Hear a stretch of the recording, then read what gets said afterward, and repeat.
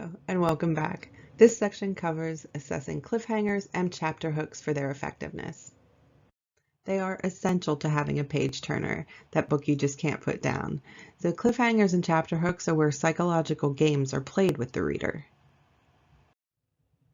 You want to have a cliffhanger, big or small, at the end of most chapters.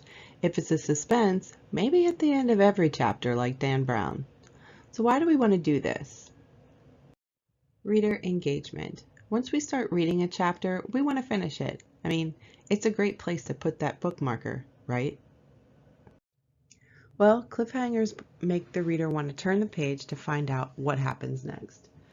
Cliffhangers, they don't have to be big, but they should entice the reader.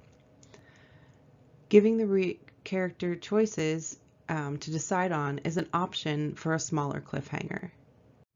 Do they get on the train to meet their secret love, or do they turn back home and go to their spouse?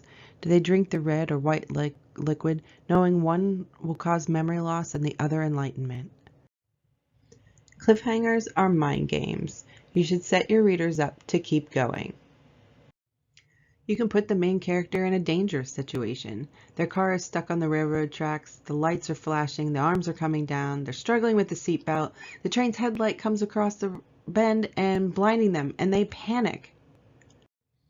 Even though the reader assumes that they're going to get out, they want to know how, so they're going to turn the page. Try to avoid ending too many chapters with the character falling asleep. It's too good a place to stop reading. The reader will know that the character wakes up in the next chapter. There's nothing truly exciting about falling asleep either, but if the character does sleep, see if there's a way to add a small cliffhanger. Maybe they can be wondering if they should report the stalker to the governing force. Or they could call the assassin their friend mentioned. The reader's going to want to know what they choose, so they'll probably turn the page. You don't want them to stop reading your book. You want that review that says, "I couldn't put it down." Another way to keep the reader going is to get them started with a great chapter hook, where the reader has more questions that they need answered. Let's go back to the example of the sleeping character with the stalker. So she wakes up to the smell of coffee, which is weird since she lives alone.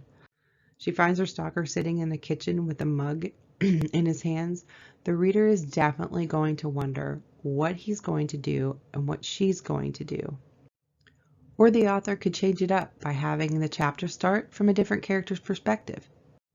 Switching to a different character after leaving the main character hanging off a cliff will make the reader want to get through that chapter to see what happened to them.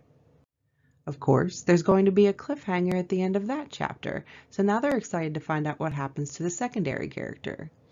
And we want to keep the readers engaged and on their toes, so to speak. So those are the things that we're looking for when we're assessing those.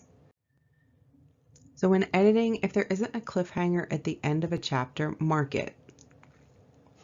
Is there a better place to end, leaving off a sentence or a paragraph? Or maybe possibly suggest adding one. Keep track of how many times the main character falls asleep or wakes up, and or does mundane things in the beginning or end of chapters. Mark those and propose a way to improve these scenes by having something increase the danger that they're in, or at least allude to that. Possibly have the next chapter be in someone else's perspective. If you change it to that, it will mean rewriting or restructuring part of the book. And if you don't have a secondary character that's strong enough, it probably won't work. That concludes this section. I'll see you next time for world building.